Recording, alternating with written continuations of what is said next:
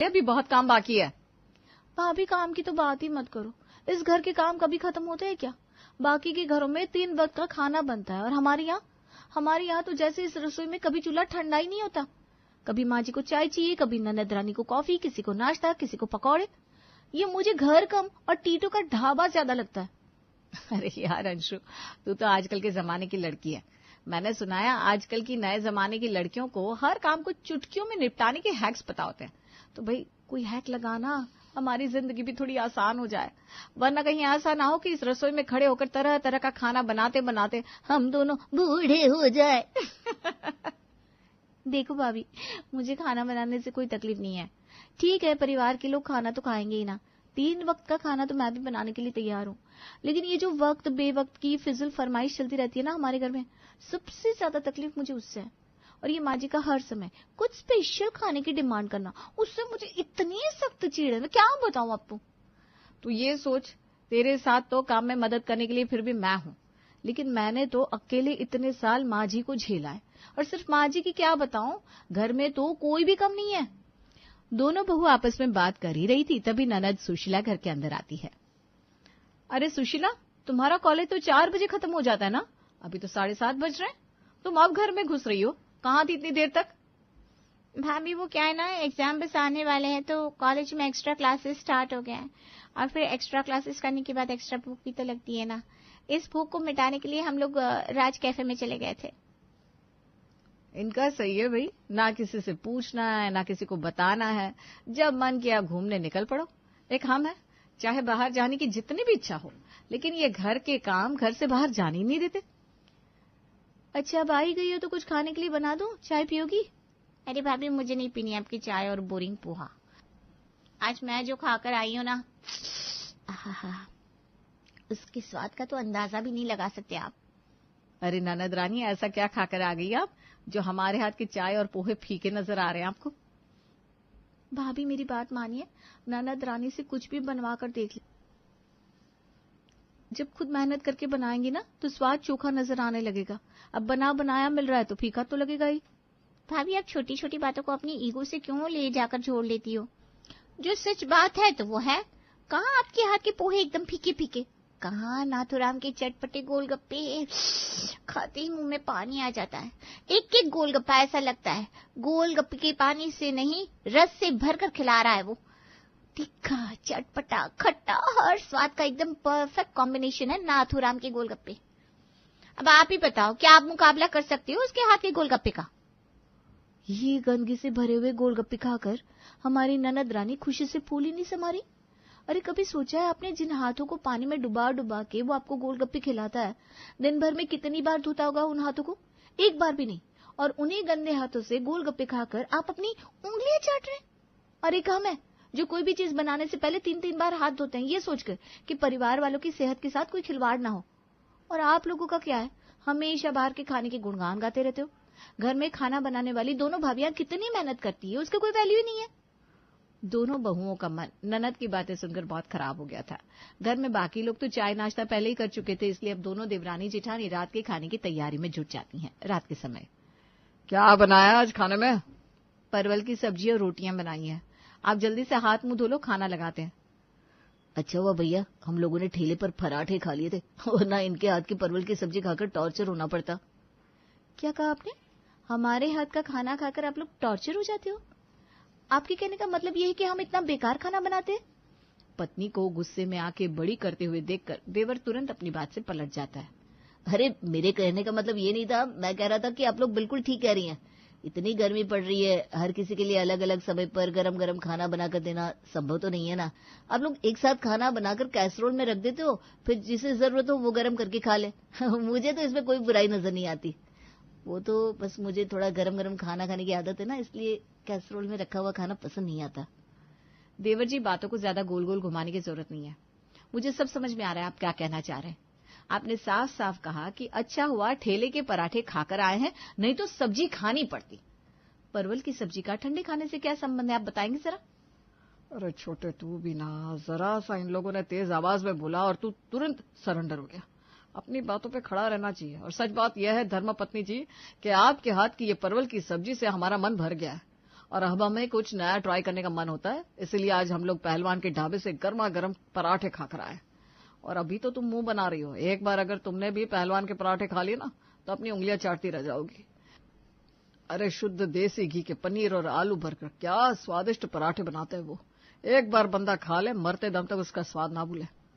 हाँ, स्वाद कैसे भूलोगे? 5 स्टार होटल में जो खाकर आए हो, बातें तो ऐसी बड़ी बड़ी बना रहे हो जैसे कहाँ के सेठ हो तुम। अच्छे से जानती हूँ मैं, किसी ढाबे के नहीं, ठेले के पराठे खाकर आए हो तुम। और आपकी जानकारी के लिए बता दूं, बाहर ठेले के पराठे कोई बहुत हेल्दी नहीं होते। सस्ता तेल, घटिया क्वालिटी का सामान इस्तेमाल करके खाना बनाकर बेचते हैं, और आपके जैसे लोग उसी को चटकारे ले लेकर खाते हैं। एक बात बताऊं भाभी आपको, हेल्दी तो इस पोल्यूशन भरी हवा में सांस लेना भी नहीं है। तो क्या सांस लेनी छोड़ दी हमने? बस ऐसा समझ लो कि जैसे हम इस पोल्यूशन के कारण सांस लेना नहीं छोड़ सकते, वैसे ही ठेले का खाना खाना भी नहीं छोड़ सकते। अब ये रोज की बात हो गई थी। देवर हो या ननद या उनके पतिदेव, सब कुछ न कुछ बाहर का खाकर आते और फिर घर जाकर जी भर के उसकी तारीफ करते, जिसके कारण अंशु और अनवी दोनों ही बहुत परेशान नजर आ रही थी। दोपहर के समय, बड़ी बहू, मेरे मित्र आए हैं, जरा चाय के साथ कुछ अच्छा सा बना देना। पिताजी पकौड़े बना देती हूँ, ठीक है ना? जब देखो तब पकौड़े। अरे भाई आगे बढ़ो तुम लोग इस पकौड़े से। थोड़ा दुनिया को देखकर अपने अंदर बदलाव लाओगी या ऐसे ही पिछड़ी रहोगी हमेशा? मैं कुछ समझ नहीं पा रही हूँ पिताजी, पकौड़े खाना कब से पिछड़ेपन की निशानी होने लगी? अच्छा, अगर आपको पकौड़े पसंद नहीं है तो आप कहे तो समोसे बना दे, तब तो आपको कोई शिकायत नहीं रहेगी ना। हद हो गई भाई, जब भी बनाएंगे कुछ ना कुछ तला भुना ही बनाएंगे। अरे भाई बिना तले बिना मैदे का क्या कुछ नहीं बन सकता? मैं समझ नहीं पा रही हूँ पिताजी, आप क्या बनाने के बारे में बात कर रहे हैं। आप ही बता दीजिए कि काका के लिए नाश्ते में क्या बनाना है, हम वही बना देंगे। हमें तो कुछ समझ में नहीं आ रहा। अरे बहू, कल मिश्रा जी से मिलने गए थे, वहां पर मिश्रा जी ने हमें ठेले पर मिलने वाले मोमोज खिलाए। खाकर दिल हो गया, वाकई बड़े स्वादिष्ट थे। तुम लोग कभी इस तरह का खाना क्यों नहीं बनाती?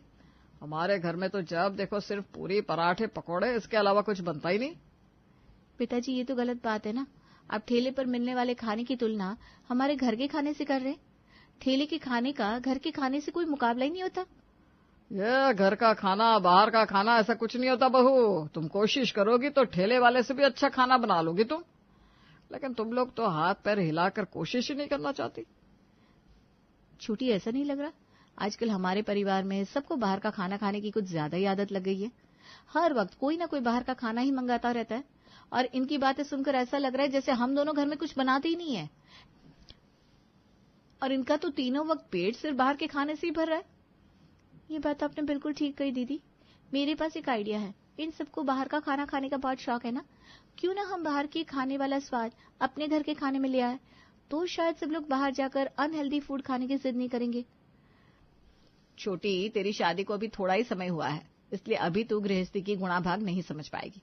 तुझे क्या लगता है, मेरे दिमाग में ये आइडिया नहीं आया होगा कि हम घर पर ही इन सबको मोमोज, चाउमीन और गोलगप्पे वगैरह बनाकर खिला दे? लेकिन सच बात तो यह है कि पहले ही हमारे पास इतना काम है। अब ऐसे में अगर ये बाहर का खाना भी हम घर पर ही बनाना शुरू कर देंगे तो दिन के 24 घंटे हमारे रसोई में ही बीत जाएंगे। लेकिन कर भी क्या सकते हैं दीदी, कुछ ना कुछ तो करना ही पड़ेगा ना, वरना आप हालत देख रही हैं, हर दूसरे दिन कोई ना कोई ऐसे ही बाहर जाकर खाना खाता रहेगा और हमें बातें सुनाता रहेगा। ठीक है, फिर देखते हैं। अगले दिन, बाबूजी आपको पता है आज मैंने नाश्ते में क्या बनाया है? और क्या बनाया होगा बड़ी बहू तुमने नाश्ते में? वही प्याज के पकोड़े, इसके अलावा तुम लोगों को कुछ आता है क्या? बाबूजी, माना कि हमें ये बाहर ठेलों पर मिलने वाली चीजें बनानी नहीं आती, लेकिन हम लोगों ने सोचा है कि जब हमारे पूरे परिवार को ठेले का खाना ही पसंद आ रहा है तो क्यों ना हम भी घर में वही सब बनाने की कोशिश करें। इसलिए मैंने और जेठानी जी ने आज घर पर मोमोज बनाए हैं। ये लो सत्यानाश, इस घर में तो उल्टी ही गंगा बह रही है। पहले ही बच्चों के इस मोमोज खाने से मैं बहुत परेशान थी, और अब तुम दोनों ने ये सब उल्टा सीधा घर में ही बनाना शुरू कर दिया। माँ जी, आप बिल्कुल भी टेंशन मत लीजिए, मैं समझ रही हूँ आपकी बात भी अपनी जगह बिल्कुल सही है। बाहर ठेले पर मिलने वाली खाने की चीजें बहुत अनहेल्दी होती हैं, और इसी वजह से हम लोग भी पहले ये सब चीज घर में बनाने के पक्ष में नहीं थे। लेकिन फिर हमने सोचा कि क्यों ना हम कुछ ऐसा करें कि परिवार में सबको स्वाद भी मिल जाए और सेहत भी खराब ना हो। इसीलिए हम दोनों ने ये मोमोज मैदे के नहीं बल्कि चावल के आटे और गेहूं के आटे को मिलाकर बनाया है, और इसके अंदर जो स्टफिंग है ना, उसमें भी सिर्फ पत्ता गोभी नहीं है, थोड़ा सा पनीर भी फ्राई करके डाला है। बाकी कोई हैवी मसाला इस्तेमाल नहीं किया जो नुकसान पहुंचाए। और ये मोमोज की तीखी लाल चटनी, इसमें तो दुनिया भर के मसाले डाले होंगे ना, ये कौन सा सेहत के लिए बहुत अच्छी होती है। नहीं माँ जी, ये कोई लाल मिर्च पीसकर बनाई हुई चटनी नहीं है, ये तो नॉर्मल हरे धनिया की चटनी है। बस इसका रंग लाल करने के लिए मैंने इसके अंदर थोड़ा सा खाने वाला रंग मिला दिया है। आप बिल्कुल भी फिक्र मत करिए माँ जी, ये मोमोज पेट भर कर खाइए, हम दोनों की गारंटी है, किसी का कोई नुकसान नहीं होगा, सबको स्वाद भी भरपूर मिलेगा और सेहत वो भी एकदम चकाचक रहेगी। बहू की बात सुनकर सास हैरान रह जाती है। मैंने तो कभी सोचा ही नहीं था कि ये मोमोज जैसी चीज को तुम दोनों इतना स्वादिष्ट और हेल्दी बना सकती हो। ठीक है, फिर आज ऐसा करो, ढेर सारे मोमोज बना लो और सबसे पहले अपने ससुर को खाने के लिए दो। आजकल ये बूढ़ा हूं बाहर का खाना खाने को बहुत मचलते रहते हैं। घर में गर्मा गर्म ताजा मोमोज बने हैं, ये सुनकर पूरे परिवार के मुंह में पानी आ गया था। दोनों बहू जल्दी जल्दी मोमोज बनाकर डाइनिंग टेबल पर परोसती जा रही थी और पूरा परिवार चटनी लगाकर उंगलियां चाट चाट कर खा रहा था। कुछ देर बाद, अरे बाबा, ये मोमोज खाने के चक्कर में मैं तो तुम्हें बताना ही भूल गई, तुम्हारी बुआ जी आ रही है आज लंच पर। क्या बना रही हो तुम लोग खाने के लिए? 1 घंटे में जिज्जी आती होंगी।